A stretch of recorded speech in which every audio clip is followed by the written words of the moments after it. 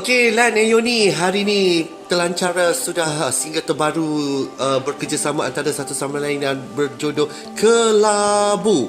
Kenapa Kelabu? Okey, kalau tanya liriknya, kita tanya buat lirik dia. Kenapa Kelabu? Kenapa Kelabu? Kelabu adalah sebuah suasana. Suasana yang mendung, suasana yang murung, suasana yang sangat moody, sangat emotional. Itu Kelabu. Ya, okey, bekerjasama dengan Azlan and Typewriter ya. Orang kata bukan calon-calon nama tu Yonny kan. Macam mana lah pula macam Azlan ni nak sangat bekerjasama dengan orang-orang baru seperti orang kata BBNU macam you. So senang tak nak memikat hati Azlan ni? Susah ke?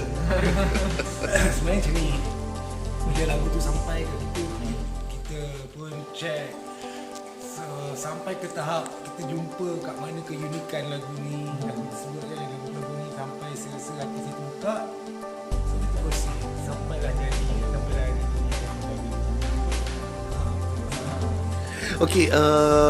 Okey, untuk korang berdua kan macam dikabarkannya apabila merakamkan lagu ni masing-masing membuat daripada jarak jauh sebenarnya dengan kita PKP ni kan. So masalah tak untuk orang kata berhubung antara satu sama lain? Macam Lan, kita fahamkan Lan ni seorang yang cerewet daripada segi lagu, susunan muzik dan juga lirik kan.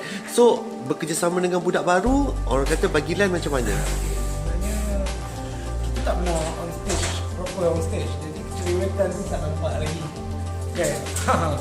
Jadi dari segi recordingnya dengan adanya teknologi zaman sekarang, kebetulan pula teknologi memang tengah, semuanya dah disusun dengan teknologi memang tengah kuat masa tu.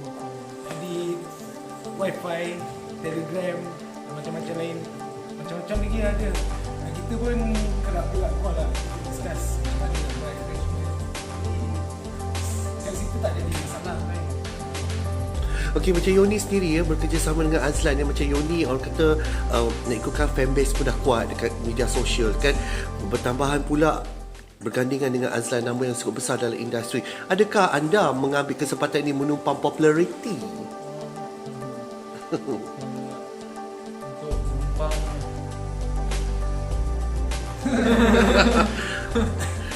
Macam mana tu? Jawablah. macam mana ya? Bukanlah lebih numpang, kita lebih kepada ke arah Bekerjasama.